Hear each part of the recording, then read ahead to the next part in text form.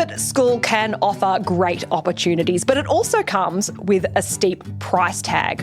Do you ever wonder how families can afford it? Well, that's what we're here to investigate. Whether you're already paying private school fees or you're just starting to think about your children's future education, this episode will help get your head around the real costs.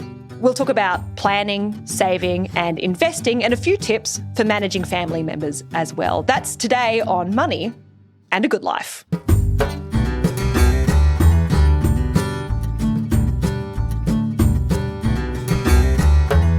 My name's Stephanie Coombs and I'm here with my co-host and the money man, Ryan Watson. How you going, money man? Hi, Steph. How are you? That's a new one, the money man. Yeah, I like money man. I'm not sure. You don't like that one? We'll digest it and see we'll where we work get on to. that one. We'll workshop it. Well, today we're joined by Pete Higgins, a senior advisor and partner at Tribeca. Pete's not just an expert on financial planning. He's a dad as well.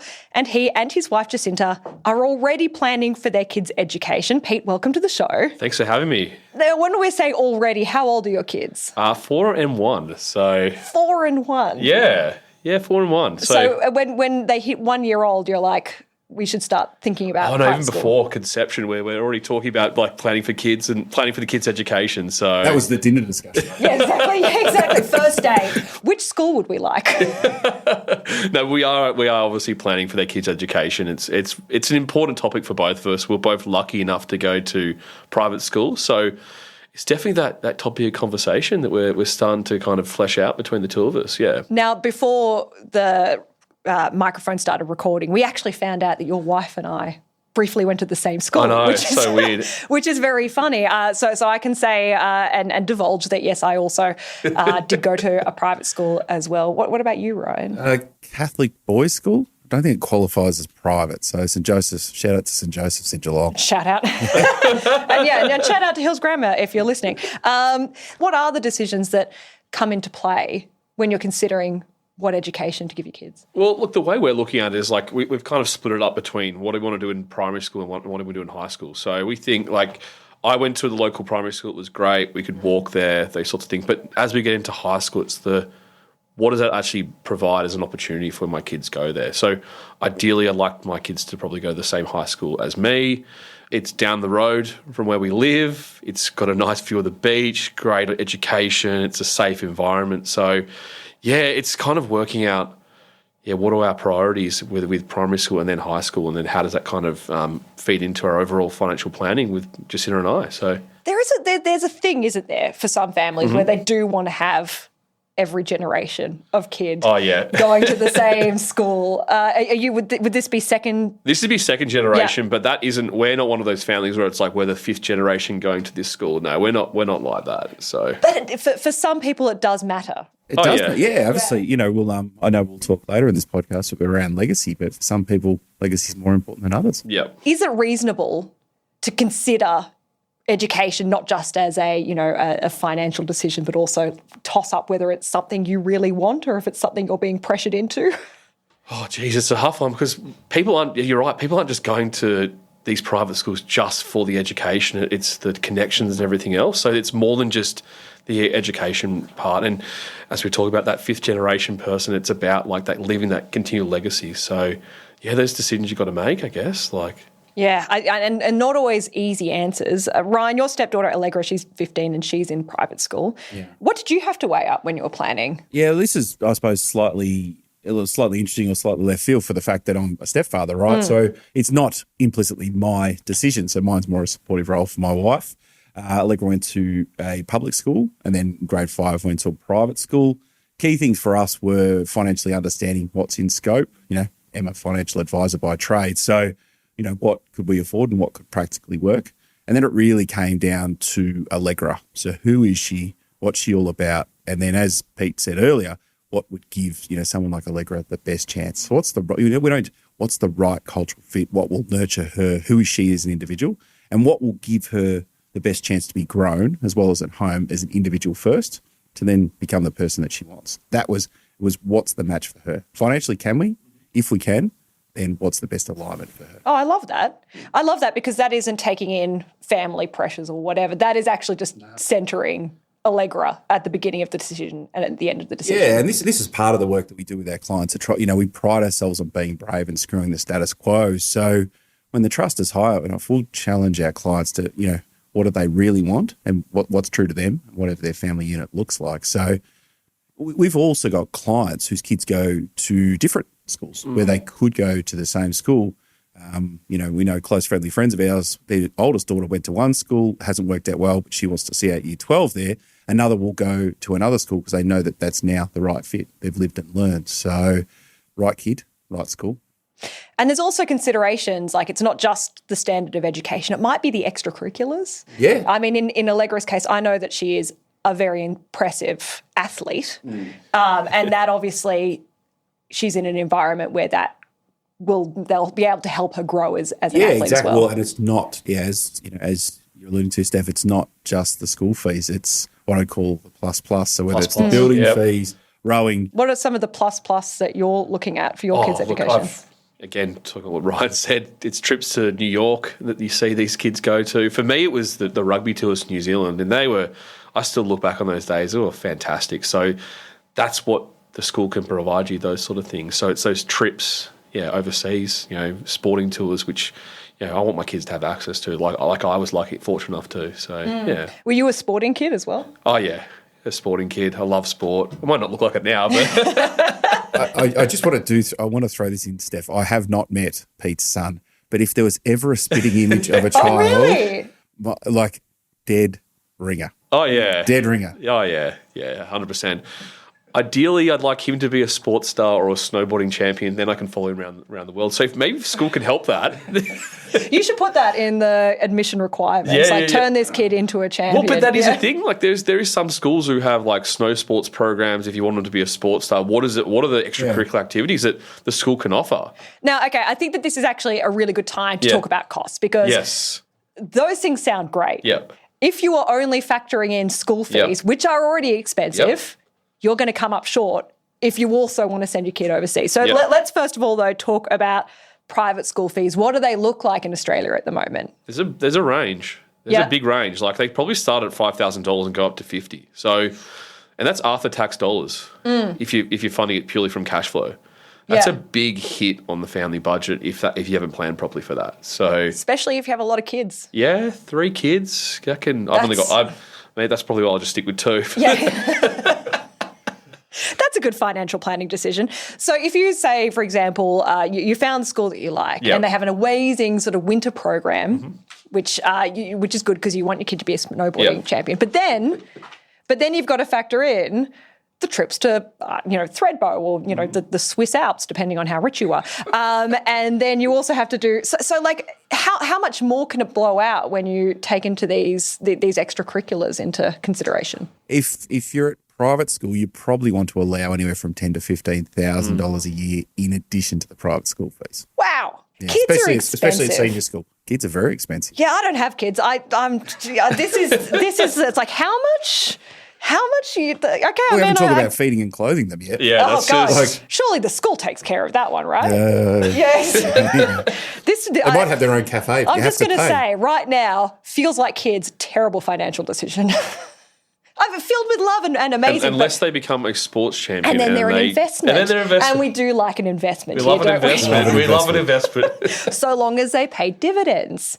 And this feels like a risky investment strategy. I mean, there has to be a point as well. Like, I think that the extracurricular activities are amazing. Yep. But there would be, I'd say, an argument perhaps for putting your kid into a public school and then investing the money that you would not be having in a private school in the specific tutoring, in the coaches or getting them to wherever they would be outside of the private school education. That's something else to consider, right? And that is isn't it right, Pete? That's what some people actively make that decision. They might go the public school route, find the right public school, and they'll spend the additional money on travel or world experience, life-based experiences or going on holidays a lot more. They'll choose what's important to their child and their family unit as well. So it's certainly not one size fits all. The conversations we have with clients all the time are trade-offs, aren't they? Yeah. If you do private school, what does that mean for trips and these sorts of things. Can we financially plan for you to do both? Or do you have to pick one or the other or go alternate years, or how does that work? So, we have these conversations all the time with our clients. The trade-offs, what does it mean? How does it impact you financially? What do you need to basically cut for a year or two? Yeah. And what we see, Steph, is when people try to do it themselves without advice and try to do everything, that's when SH1T hits the fan.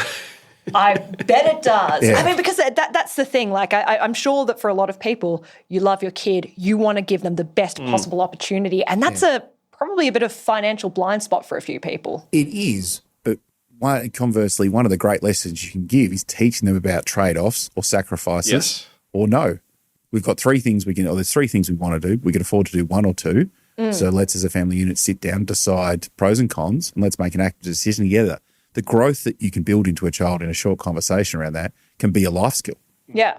And I was just going to say, that's probably something we didn't actually discuss a lot growing up. Like, in year 6 came along, was like, you're going to a private school, that's it. And I was like, oh, but I want to go to the local public school. But my mum was like, no, you're enrolled in this school, this is where you're going. So we didn't actually have these conversations growing up about choice and why you did. My parents was like, this is the best thing for you, this is what you're going to do, and we were just sent off to the private school. And look, it ended up being great, but bringing your kids along for the journey, maybe not at 1 and 4, but as they get a bit older, I think it's having a discussion about what they need, what they want to get out of their education, and mould and make sure the school aligns to that.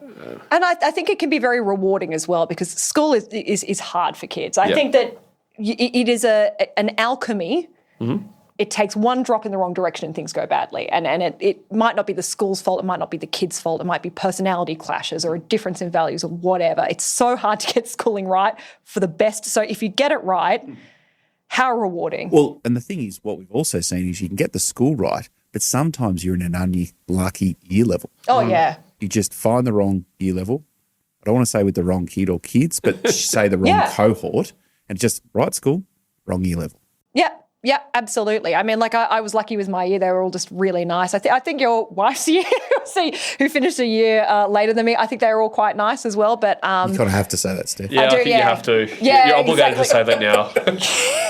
They were awful. No, but they're all quite friendly, right? But like I took a year off before I went to university, and the year at uni I was in was lovely, but the year above that, rat bags. So like it's so hard to get schooling and education right. So if you actually nail it, you're doing very well. Yeah. You're doing very well. And I think that some people would pay a premium to know that they're getting their kids the best increasing the probability chance. of success. Yeah. That's it. Yeah, exactly. Increasing the probability of success. I think also getting the school right, but it's like anything we know in life. You get out what you put in. So parents' willingness to contribute to the community and things like that and take part, and it's not always going to go right, but what lessons to the children, you're involved with the teacher, and you get out what you put in. Were you a good student in school, or were you a shithead? I'm reminded, wouldn't call myself a shithead, Steph. Many Just people that know me well sorry. would. I was reminded from one of my nephews that I would do the least amount of work, because one of them has taken up that narrative too. I won't mention him, but I'll do the least amount possible. Why would I do any more? Yeah, right. I see. Yeah. One of the key differences I see these days, Steph and Pete, is that the school's willingness or want to bring the children along with the educator and explain why, as opposed to being more stick and authoritarian. They really get buy-in. Yeah. And that enables or teaches kids, maybe besides my nephews, to really want to try hard. And you know what? I have sympathy for this is a bit of a byline. I have sympathy for schools, because it is hard to teach in a world where, like, we just miss smartphones, really. They're on the tail end of our high school. Thank God. But you've got smartphones and you've got AI and you've got all these things. It's hard to keep up with what's happening in technology, and kids are always 2 steps ahead of the teachers, I think. It's just... Well, an example of this, right? So using Teams at the school, they've got a teacher that's clearly not on the right time in Australia. So when there's a sick day, they think she's overseas, because they're looking at her date stamp or time stamp going, that's relative to Vancouver. So therefore you get this wildfire that spreads through the school. The teachers, because they are a couple of steps ahead. Yeah, now, I don't think that's actually the case. That's been disproved where they were, but they're always looking, or there's no information they can't find. Yeah, no, they are. They're little forensic investigators in a way that we just didn't have that information available to us. Yeah. So it's more complicated these days. Yeah, and you do ideally want a school, I think, that's going to be trying to ride that technology wave as well as they're able to. It's also interesting too when you say riding technology wave, when you get an email at 12:45 on a school day for a Netflix and someone's logged in because they're watching Netflix at school. What'd you do at school today? Oh, we had to watch this episode. Did you? So, did you? Yeah, the parents go all right some of the tech. Yeah, and it cuts both ways. Exactly right. Cuts both ways. Now, there's been a little bit in the press recently about the bank of Nan and Pop, that there are increasingly grandparents who are having to dip into their savings and perhaps help out with the education. Are you guys seeing that as well on your end? This definitely aligns to the great wealth transfer. I think now that those parents or grandparents are receiving the wealth from their parents, it opens up conversation. Like, if we're okay in our own finances, what do we do with our kids and our grandkids? So that's the trend I'm seeing, where the grandparents are receiving inheritance and then they're thinking, like, what can I do with this? You know, what can I do? Is it an education comes to the top of the pile for that? So do people put caveats when they're helping out with this money? Is there, does it go straight to the school or does it go to the parents? How do people manage this part of it? I think an uninformed, uneducated person probably would just give the kids money. That's what we see. But when they come to us, we definitely structure in a way where it protects the grandparents. Yeah. Or we do it in a way where it's directly funding the kids' school fees through different sort of structures and those sorts of things. Yeah. So you encourage people ideally to make sure that the money is going to the right place and maybe perhaps even directly to the school? Directly to the school, or set up in structures where it can only be spent on education and those sorts of things, Yeah. And I think that's probably worth considering if you are wanting to do a living legacy. And we obviously talk a fair bit about living legacy because I think it is very much in the zeitgeist at the moment. Yeah, exactly right. It's becoming far more prevalent, Steph, and this is what we're seeing, Pete, isn't it right, amongst our clients. You know, it's a big thing for us at Tribeca, talking to or believing in the My Good Life is around why transfer your money after you've passed away? Why wouldn't you like to see the joy and how you can provide for others? I talk to clients all the time. Would you prefer to give with a warm hand than a cold hand? So that's a beautiful way of putting it. Thank you. And what's the reaction, Pete? People want to help. The clients want to help their kids, their grandkids, the next generation. Now they want to see them enjoying it, through holidays, experiences, education. So if we can put a plan together, or you can have a plan which allows you to do that, you feel really good about it. Yeah. And in terms, Pete, of allowing people to do that, I think the key point here, Steph, is a good advisor will demonstrate to a client how their money won't run out in their lifetime. Yes. Therefore, they have a degree of confidence. Then they can start to think bigger. People without that type of financial advice support probably live more in a fear space around how will my money will probably run out, or what's happening in the investment markets. Therefore, they're not in any headspace to think about legacy. Working with a trusted advisor can show you and give you the confidence to do that. Then you can have much more plentiful conversations around how they can help their extended family. Especially for something like education. You don't go to school twice unless you've really messed it up. So you go to school once, you got a chance of seeing your grandkids have a wonderful education, and the private school education system comes with really nice sort of interactions with families. I know that's in the public school as well, but you want to see a kid wearing a cute little uniform and want to be involved in grandparent days. You can get a lot out of that. Yeah. And you can actually enjoy it while you're there, and you can see your money sort of paying dividends. And it can be about the school fees, or it can be about the pair of runners so they can play netball, or the football boots, or a contribution to a rowing trip. It doesn't have to be the $35,000 to $50,000 a year and a commitment across, say, 4 kids. It's a contribution to something. What we've also found as well, Steffi, is when people do that, it's another conversational communication point from the grandparents to the grandchildren, something that they have in common that they can talk about. It creates gratitude from the grandkids when they're well informed, and they can share pictures and the like with their grandparents as well. That's really nice. That's really nice because, again, and that's money working well, I think, when it actually works towards creating better family connections. Wow. I think that's a really nice point. How do you actually navigate these conversations with grandparents, though? How do you work out what to contribute, or how they're going to work, or what they'll get in exchange? What sort of questions should you be asking? We say it all the time. It comes back to legacy. It's that legacy question you have with the parents and the grandparents. What does that look like? So what's important to them? And then the next thing is the agreement in place. Is an agreement required? I think if you're just giving cash across, probably.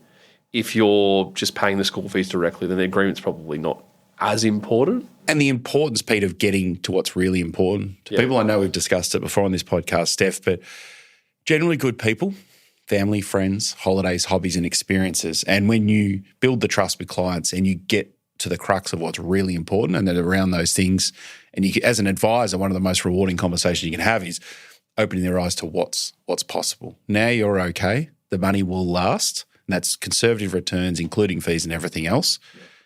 Now what's the work? What do we really want to get to? You know, if we just put that blue sky hat on, what would you like? And we'll see if we can make it work for you.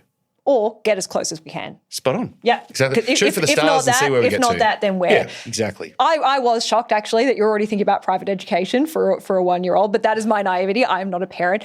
It's never too early, is it? It's never too early, no. In an ideal world, you're planning 10 years out from everything. And this is idealistic, but it's never too early to start savings, to start investing for that kid's education. So, having the conversation early and start planning for it now. And when it comes around, it gives choice. I think it all the time with Marigold, like she's 1 year old. When she's 13, 12 years' time, what is private school going to look like at that point in time? But at least if we start thinking about it now, putting measures in place, if she gets to year 7, she doesn't have to go. Yeah. It's the opportunities there, the options there if she wants to go. So if you're thinking about it now, that essentially means that you are considering putting money aside. I'm putting money aside. In some way or another, so that you don't feel the financial hit when come high school time. We started a bit late for Winnie, putting money away. Yep. Started at 2. How irresponsible.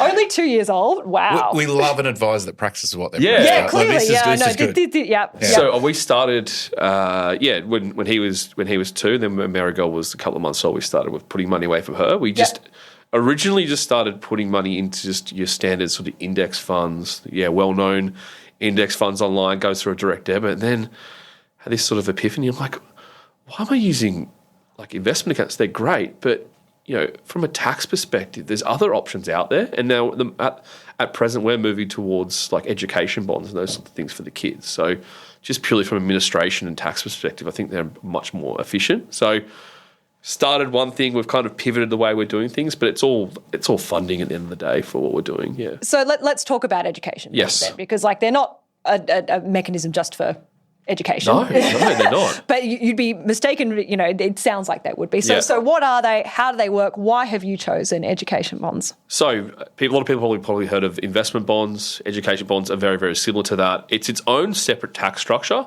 where you start out with the amount of money you can contribute. You can contribute up to 125% of the previous year's contribution every year. Yep. So if I start out with $100 one year, I could put in $125 the next year. And so thank you for that. Yeah, exactly. You saw for a second my eyes glazing over. Could you feel that void? Okay, I'm not going this. Yeah, exactly. It's like, that sounded like maths. I'm a bit scared. Okay, yeah. And the bond itself, it manages itself. So it's not adding, I look at like our lives, they're complex anyway, we're busy. It's not an additional tax thing we have to kind of worry about. The bond itself sorts all the tax out. And then when the child gets to an age where you want to start drawing funds out, within a normal investment bond, you have to wait 10 years. But the education bond actually allows you to withdraw early if it's for educational purposes. So it's just like a normal investment. There's different investment options within the bond itself. Yeah. And you can invest according to your risk profile. That's what I mean. Invest according to your risk profile, absolutely. Yeah. So, and also time frame as well. Yeah. You might start out with your kids 8 and you've got a 5-year time horizon before they start private school education at 13 versus us starting at 2 and 4 or 1 and 4. It's more of a 10-year time horizon for us to do that. Yeah. So, and a couple of the other advantages, Pete, so just a flat 30% tax rate. Flat 30% tax rate, I should mention that, 30% tax rate internally. So. And then no capital gain. No capital gains tax after. Sorry, Steph. We'll stop there. Yeah, exactly. It's like, oh god, yeah.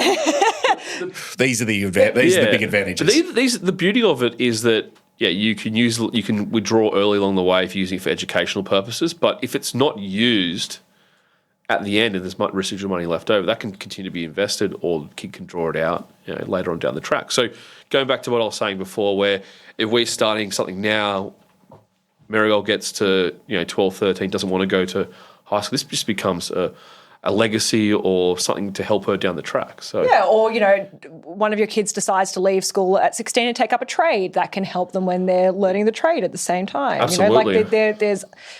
I think that putting money aside for bettering your child's life yes. is a good thing to do. It's all about choice. So Yeah. we do this now because it gives a choice later on.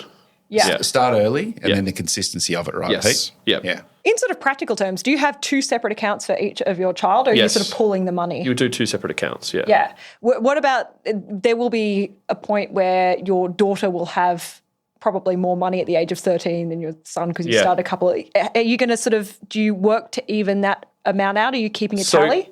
Me personally, no. But there are people out there who do like to even that out. Like, it's really important to have them. But I'm like, that's just is what it is. Like, I've resigned to the fact that my daughter's going to have more than my son, and I'm okay with that. But some people want to even that out. You can even that out by the contributions you put in all the time. So you might be putting in more for the older child because they started later. Both will do what they're supposed to, which is provide for their education, right? Which is enough. That is a tricky part if you've got a lot of kids. Yes. Or if you have a lot of grandkids. Yep.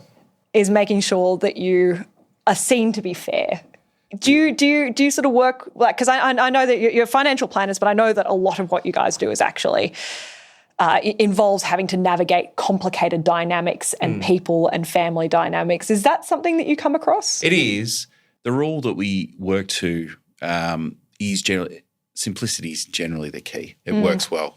Where we see this play out, Steph, where it can get really complex, you can have multiple or you can have grandkids who span 20 to 25 years. And if you're gifting to one now, then relative, what's that money worth? If you're gifting to a grandchild at 18 for whatever, if it's a contribution to a house or whatever it is, say 25, let's not get lost in the age, then making sure that that gift is represented to potentially 23 other grandkids at certain segments of time, 5, 10 and 15 years. You want to create equity and fairness, but you don't want to overdo it either. You can go down a rabbit hole that actually practically won't work. In normal cases, what we see is people do what's fair and reasonable at said point in time. What is just fair and reasonable, and trying to create some sort of equality, but not to the cents in the dollar. Yeah, yeah. And I guess conversations are always important, and transparency and making sure everyone knows, but how much do you have to justify your decisions if you're giving away? Well, you don't really. I think, peace, comfort in your own mind around your money lasting if you're looking to give money away, and then working about what really works to you. At the end of the day, it's your money. But as with anything, Steph, communication is absolutely key. So for us as advisors, the key thing we can do is build those highly trusted relationships with our clients, show our clients, we really lean into around financial wellbeing, so security, sense of security and freedom of choice. If they have high levels of those, we're having bigger conversations, and how can they start the legacy? And then beyond that, what they want to do with that money is completely up to them. In a very positive sense, we look to enable them to do that. And I like the idea of doing what makes sense at the time. Yeah. Exactly. And giving yourself a bit of a break. Exactly right. Yeah, just because you don't know what's going to happen in the future. So again, we've talked about it before, something for today, but also something for tomorrow as well. Multiple generations of kids or grandkids. Deal with what you know now. Yeah, and I mean, you can give away or, contribute to, a child's education, and then maybe you have a financial problem that means that another grandkid might not get as much. I think that that's all sort of... And if we work to this, if you're grandparents and say you've got 2 children and you might have one child with their partner chooses private school, you might have one child with one partner chooses public, you might gift a dollar-based amount and one might spend it on travel or life experience and the others on education. That's up to them as well. So, trying not to rule too much from money as well. So in terms of giving away, best intent and what people do with it as well. Yeah. It's up to them. I think that's good advice. What are some good tips or hacks for managing ongoing school fees once you've committed to it, once you're on that wheel of having to pay every quarter or year? So if we talk about if they haven't got a funding mechanism, so we haven't put money away, so it's if they're funding it from cash flow, I guess. So set goals and realistic plans, definitely one of them. Working those trade-offs as we spoke before. It might be, if you're looking at, a lot of people like to replace the car every couple of years. It might be, every 5 years to fund the kids' school. It might be that you're only doing a holiday every 3 years. So that's the realistic goals. During this point where we've got maybe the overlap of 2 to 3 kids at private school at the same time, what are we having to switch out for that period of time when there's that financial strain of us, and then we can kind of bring that back in later. And you talk to trade-offs as well there, Pete. Yeah. Sometimes if you've got a mortgage, like a print on your house, sometimes it's reverting to interest only, Steph. So Yes. you might have cash flow pressures as well. There are multiple mechanisms that people can use. Isn't that funny that, because I was sort of the same as well. It's just like, probably it just happened. But then when you actually really think about it, how much money my parents invested in my education. Yeah. A lot. Yes. A lot. And how involved, it's only when you get a little bit older that you kind of realise what that was. It's a lot of money. And as Pete said earlier in the podcast, they're after-tax dollars. Yes. So without getting too much into it, you have to earn at least $2 for every $1 you spend on education. Yeah.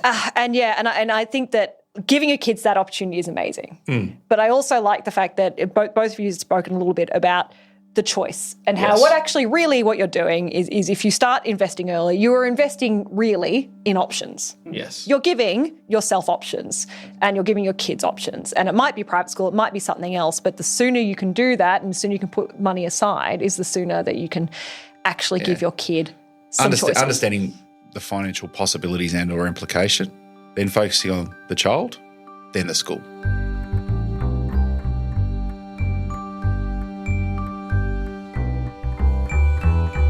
Well, look, I think that's a really great place to leave it. Pete, thank you so much for joining us. Yeah, thank you. Thanks, Pete. I appreciate you sharing your personal stories as well as your professional advice. And hopefully, if you're thinking about private education, that's helped answer some questions. And if you got any value out of this episode, do make sure you follow Money and a Good Life wherever you're listening now so you don't miss any future conversations. We'll see you next time.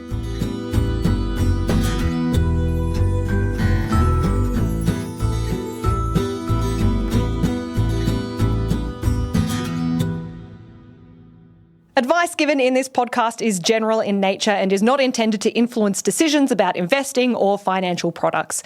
Our listeners should always seek their own professional advice that considers their own personal circumstances before making any financial decisions.